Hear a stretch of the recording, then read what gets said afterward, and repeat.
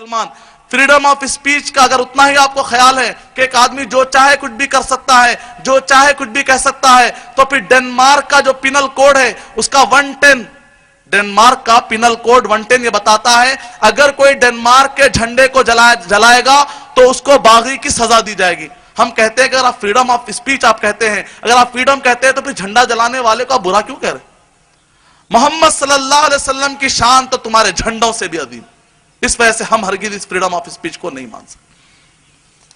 اور انٹرنیٹ سے اگر آپ جا کر دیکھیں گے تو جس نے کارٹون بنائے تھے، اخباروں میں بھی بات آئی ہے، انٹرنیٹ پر بھی بڑے پیمانے پر آئی ہے، اگر یہ بات سچ ثابت ہو جاتی ہے جو بھی دلائل کی بنیاد پر، اس آدمی کا انجام کیا نکلا؟ جس گھر میں رہ رہا تھا آگ لگی ہر طرف سے، اور آگ لگ کر یہ آدمی کو کوئی بچانے نہیں آیا، جل جل کر وہ اندر ہی مر گیا۔ اِنَّا كَفَيْنَاكَ الْمُسْتَهْزِئِينَ، اے نبی اکرم صلی اللہ علیہ وسلم آپ کی طرف سے مذاق اڑانے والوں کے لیے ہم کافی ہے۔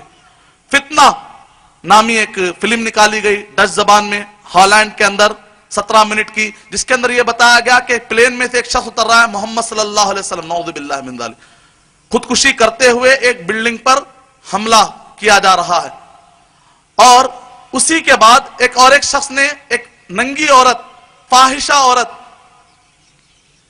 کے سینے پر محمد صلی اللہ علیہ وسلم کا نام لکھا، نعوذ باللہ من ذالک، اور آیتیں اس نے لکھی، اور اس کے بعد وہ عورت ناچنے لگی۔ اس نے یہ سارا منظر یوٹیوب کے ذریعے سے اور دیگر ذرائع کے ذریعے سے اس نے پھیلانے کی کوشش کی۔ کچھ ہی دنوں کے بعد روڈ پر کسی نے اس کا مرڈر کر دیا، اور کوئی آ کر کہیں ہم پر کیس نہ بن جائے، روڈ پر اس کی لاش پڑی رہی، یہاں تک کہ سڑتی اور گلتی رہی۔ اِنَّا كَفَيْنَاكَ الْمُسْتَهْزِئِينَ، اے نبی اکرم صلی اللہ علیہ وسلم آپ کا مذاق اڑانے والے ہم ان کی طرف سے ہم ہی کافی ہیں۔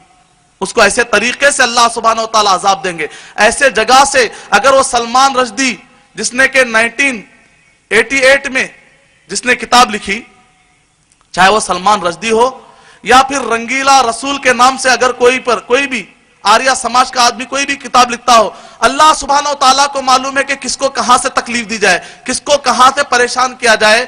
کوئی آدمی نبی صلی اللہ علیہ وسلم کی گستاخی کر کے کبھی بھی چین سے نہیں رہ سکتا۔ یہ ہے قدرت کا قانون۔ وَلَن تَجِدَ لِسُنَّتِ اللَّهِ تَبْدِيلًا، اللہ سبحانہ و تعالیٰ کی سنت میں کبھی تبدیلی نہیں ہوئی۔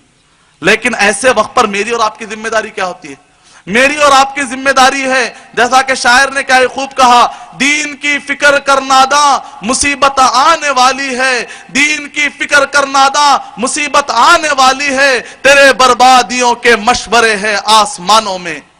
اور اسی طریقے سے اور ایک شاعر کہتا ہے، خاموش مزاجی تمہیں جینے نہیں دے گی، خاموش مزاجی تمہیں جینے نہیں دے گی، ہر دور میں جینا ہے تو اسلام بتا دو۔ آگے بڑھ کر اسلام بتاؤ۔ ہم میں سے بہت سارے لوگ ہیں جو بہت طرح طرح کے پروٹیسٹ کرتے ہیں، ٹھیک ہے، اس میں سے جو بھی جائز پروٹیسٹ ہے میں بھی ان کے فیور میں ہوں، لیکن سب سے بہترین طریقہ یہ ہے کہ یہ پرابلم کا ٹائم نہیں، یہ تو ہمارے لیے اپرچونٹی ہے۔ ہم پازیٹیو نظر سے دیکھنا شروع کریں۔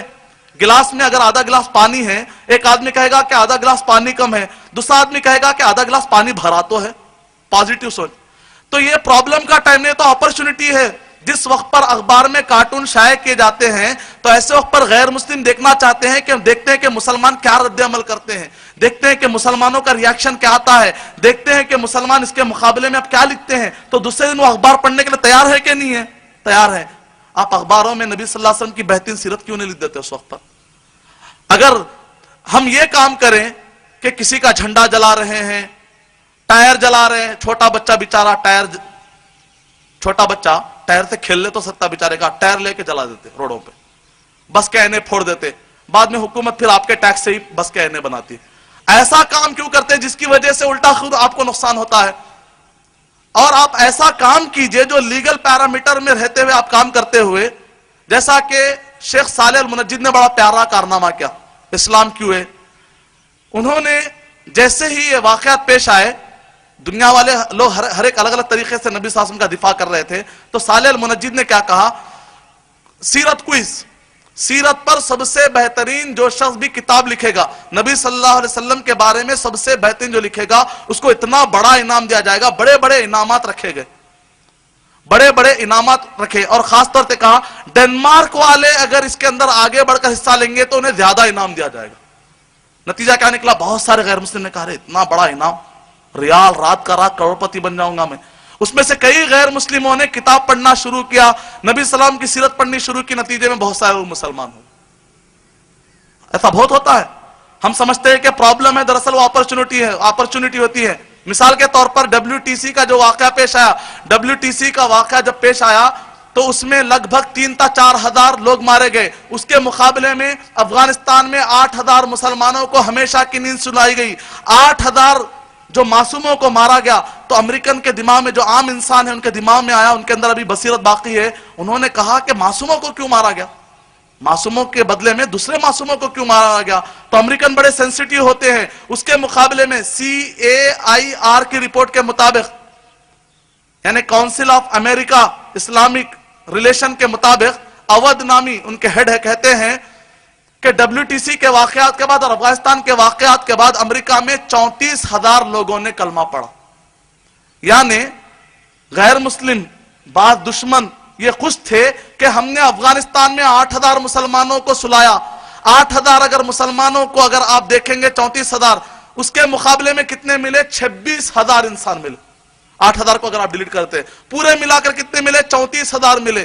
اسلام وہ پودا ہے کاٹو تو ہرا ہے۔ اسلام کی فطرت میں قدرت نے لچک دی ہے، اسلام کی فطرت میں قدرت نے لچک دی ہے، یہ اتنا ہی ابھرے گا جتنا کہ دباؤ گے۔ حضرت محمد مصطفیٰ صلی اللہ علیہ وسلم کی شان میں گستاخی کرتے ہیں تو ایسے سارے کام مت کیجئے جس کی وجہ سے اور مذاق بنے، ایسے وہ سارے کام کیجئے جس کی وجہ سے وہ گھٹنے ٹیک دے۔ حکومتی سطح پر ایمبسیوں کے ذریعے سے اور مکمل مسلمان متحد ہو کر کسی پروڈکٹ کا اگر بیکاٹ کرتے ہیں فائدہ نکلے گا، کچھ مسلمان کرتے ہیں کچھ مسلمان نہیں کرتے تو ایسا پہ کچھ بھی فائدہ نکلنے والا نہیں ہے۔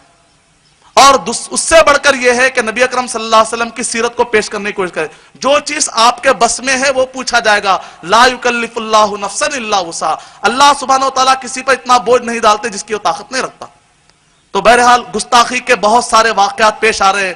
اگر ہم ابھی نہیں جاگیں گے، اٹھو ورنہ ہوگا حشر پھر کبھی، دوڑو چال زمانہ قیامت کی چل گیا۔ حالات بڑے بگڑتے جا رہے، حالات بڑے دگرگوں ہوتے جا رہے۔ ایک انقلاب کی کیفیت لے کر اٹھیے، ایک سمجھداری اور ایک سوچ لے کر اٹھیے۔ اللہ اور اس کے رسول صلی اللہ علیہ وسلم کی یہ جو شریعت ہے پہلے خود ہم اپنے جسموں پر نافذ کریں گے، اپنے گھروں پر نافذ کریں گے، اپنے شادی بیاہ کے موقع پر نافذ کریں گے، اپنے جنازے کے وقت پر نافذ کریں گے، پورے دنیا کے لوگوں کو بتلائیں گے اسلام کیا ہے، خود سیکھیں گے، اوروں کو بتائیں گے۔ اس سے پہلے کہ کرسچن ہمارے گھروں کو بائبل لے کر آئیں، اس سے پہلے کہ لوگ آ کر ہمارے دروازوں کو کھٹکھٹائیں، اس سے پہلے کہ فتنے اور آندھیاں اور اللہ سبحانہ و تعالیٰ کی عذاب آپ کے گھروں تک آ جائے، اٹھیے اور اٹھ کر اپنا فریضہ انجام دیجیے اور اللہ اور اس کے رسول صلی اللہ علیہ وسلم کی بات آ جائے۔ اتنی غیرت ہونی چاہیے کہ قرآن مجید اور صحیح احادیث کا علم اتنا حاصل کیجئے کہ آپ خود پھیلانے کے قابل بن جائیں۔ لوگوں کو غلط فہمیاں دور کیجئے۔ لوگ جو غلط فہمیوں کی بنیاد پر دشمنی میں آ رہے ہیں ان کی دشمنی دور کرنے کے لیے اپنا فریضہ انجام دیجئے۔ ہم کیا کر سکتے ہیں؟ 4 قسم کے حقوق ادا کرنا ضروری ہے۔ یہ بات بتا کر میں اپنی بات ختم کر دیتا ہوں۔ نبی صلی اللہ علیہ وسلم کا اگر حق ادا کرنا ہے تو کم سے کم بنیادی طور پر 4 حقوق ادا کرنا ضروری ہے، ورنہ ہم بھی یہ گستاخوں کی فہرست میں آ جائیں گے۔ 4 چیزیں کیا ہیں؟ نبی صلی اللہ علیہ وسلم کے بارے میں عقیدہ رکھنا کہ نبی صلی اللہ علیہ وسلم رسول ہیں، یعنی قرآن مجید کے ساتھ ساتھ نبی اکرم صلی اللہ علیہ وسلم کے احادیث کو بھی ماننا۔ ہمارا یہ عقیدہ نہیں ہونا چاہیے کہ نبی صلی اللہ علیہ وسلم ایک پوسٹ مین تھے، آئے قرآن مجید دے کر چلے گئے۔ ہمارا عقیدہ یہ نہیں، پوسٹ مین پڑھتا ہے قرآن، خط پڑھاتا ہے، سمجھاتا ہے، نہیں ہوتا ہے۔ تو ہمارا عقیدہ یہ نہیں ہونا چاہیے کہ محمد صلی اللہ علیہ وسلم ایک پوسٹ مین تھے، قرآن مجید دے کر چلے گئے، اس کے بعد ہم اپنے انداز میں تشریح کر لیں گے۔ نہیں، قرآن مجید اگر نبی صلی اللہ علیہ وسلم نے دی ہے تو ساتھ میں اس کی تشریح بھی آپ نے دی ہے، اس کی کامنٹری بھی آپ نے دی ہے، وہ ہے صحیح بخاری، صحیح مسلم، صحیح احادیث۔ سورہ نحل سورہ نمبر 16 کی آیت نمبر 44 میں اللہ سبحانہ وتعالیٰ نے ارشاد فرمایا وَأَنزَلْنَا إِلَيْكَ الذِّكْرَ لِتُبَيِّنَ لِلنَّاسِ، اے نبی اکرم صلی اللہ علیہ وسلم ہم نے یہ قرآن مجید کو آپ کی طرف نازل کیا ہے تاکہ آپ اس کو دے نہیں کہہ رہے ہیں، تاکہ آپ اس کو کھول کھول کر بتائیں، سمجھائیں. یعنی کہ قرآن مجید کو سمجھانے کی ذمہ داری کس کی ہے؟ حضرت محمد مصطفیٰ صلی اللہ علیہ وسلم کی. مطلب یہ نکلا جس طرح قرآن مجید کو مانتے ہو تو نبی صلی اللہ علیہ وسلم کے احادیث کی تشریح کو بھی ماننا پڑے گا. قرآن بھی ثابت، حدیث بھی ثابت قرآن مجید کی سائز سے. بعض لوگ کہتے ہیں پہلے حقوق رسول کا، بعض لوگ کہتے ہیں اللہ تعالیٰ نے قرآن مجید کے حفاظت کی ذمہ داری لی ہے، حدیث کے حفاظت کی ذمہ داری نہیں لی. ہم کہتے ہیں کہ قرآن مجید کو آپ نے صحیح نہیں پڑھا، اس وجہ سے آپ بھٹک گئے. اگر آپ قرآن مجید کو واقع صحیح پڑھتے تو آپ کو ملتا قرآن مجید میں کہ اللہ تعالیٰ نے حدیث کی بھی حفاظت فرمائی ہے. آپ کہیں گے کہ وہ کہاں ہے؟ سورہ قیامہ نمبر 75 کے آیت نمبر 15، 16، 17 اور 18. لا تحرک بہ لسانک لتعجل بہ. اے نبی اکرم صلی اللہ علیہ وسلم آپ جلدی جلدی مت کیجئے. ان علینا جمعہ، اس قرآن مجید کو جمع کر دینے کی، جمع ہے کہ نہیں ہے آج کتاب کی شکل میں؟ ان علینا جمعہ، اس کو جمع کر دینے کی ذمہ داری ہماری. وقرآنہ، اس کو پڑھانے کی ذمہ داری ہماری. دنیا میں کئی ایسی زبانیں دوسرے زبانوں میں مشہور نہیں ہوئی، دوسرے زبان کے لوگ بول نہیں پاتے، لیکن قرآن مجید کے عربی دنیا کے ہر زبان والا حافظ مل جائے گا آپ کو. وقرآنہ فَإِذَا قَرَأْنَاهُ فَاتَّبِعْ قُرْآنَهُ ثُمَّ إِنَّ عَلَيْنَا بَيَانَهُ. اس کے بعد اس کی تشریح کی ذمہ داری بھی ہم پر ہے. قرآن مجید کی تشریح اندر ہوتی ہے کہ باہر ہوتی ہے؟ اندر بھی ہوتی ہے، باہر بھی ہوتی ہے. اس کا مطلب کیا نکلا؟ اللہ تعالیٰ کہہ رہے ہم پر ذمہ داری ہے قرآن مجید کی، اور قرآن مجید کی تشریح کی بھی ذمہ داری ہم پر ہے. کہہ رہے قرآن مجید میں خود قرآن اور حدیث کے حفاظت کی ذمہ داری موجود ہے. اگر آپ کو قرآن میں سمجھ میں نہیں آ رہا، سمجھ میں آ رہا کیوں بھٹک گئے؟ اس وجہ سے قرآن سمجھ میں نہیں آ صحیح طور پر. اور رسول اللہ صلی اللہ علیہ وسلم کو رسول ماننے کا مطلب یہ ہے کہ قرآن مجید کے ساتھ ساتھ نبی اکرم صلی اللہ علیہ وسلم کے احادیث طیبہ کو ہی مانے. اور احادیث کس طرح سے محفوظ ہے میں نے تو آپ کو پوری ڈیٹیل آپ کو بتا دی، میں نے آپ کو پوری ہسٹری بتا دی. جو لوگ حدیث کو نہیں مانتے، صرف قرآن مجید کو مانتے ہیں، آپ کو معلوم ہے کیا ہو جاتے آخری میں؟ ان کو گھدا کھانا پڑتا، مچھلی ان کے لیے حرام ہو جاتی، گوشت ان کے لیے حرام ہو جاتا. گوشت نہیں کھا سکتے وہ لوگ. کوسا گوشت یعنی کہ کیسے نہیں کھا سکتے؟ مطلب جو آدمی حدیث کا انکار کر دیتا ہے وہ سکھ بن جائے گا. آخری میں اس کو سکھ بن جانا پڑتا، برہمن بن جانا پڑتا، بدھسٹ بن جانا پڑتا. بیچارے کو بڑی تکلیف ہوئی، حدیث کا انکار کرنے سے آپ بدھسٹ بن گئے، برہمن بن گئے، اور اسی طریقے سے آپ کو سکھ بننا پڑا. آپ کہیں گے وہ کیسے؟ اللہ تعالیٰ نے قرآن مجید میں کہا لا تبدیل لخلق اللہ، اللہ کے مخلوق میں تبدیلی مت لاؤ. خالی حج کو گئے تو قرآن مجید میں ذکر ہے، حج کو گئے تو کٹنگ کرانے کا، منڈانے کا ذکر ہے. اگر ایک آدمی حج کو نہیں کیا سمجھے تو لا تبدیل لخلق اللہ، قرآن مجید میں کیا آ رہا ہے؟ اللہ کے مخلوق میں تبدیلی نہیں کرنی چاہیے. بال نہیں کاٹنا، بغل کے بال نہیں کاٹنا، جسم کے ہر سارے بال. سکھ بن جاتا بیچارہ آخری میں. ٹھیک ہے بنیے سکھ، کوئی مسئلہ نہیں. آپ نے جو راستہ، میں تو مسلمان بننا چاہ رہا ہوں حدیث کو مان کر. ایک آدمی اگر حدیث کو نہیں مانتا تو اس کو برہمن بن جانا پڑتا. وہ کیسے؟ سورہ انعام نمبر 6 کے آیت نمبر 145 میں اللہ تعالیٰ نے یہ ارشاد فرمایا کہ تمہارے لیے 4 چیزیں حرام ہیں.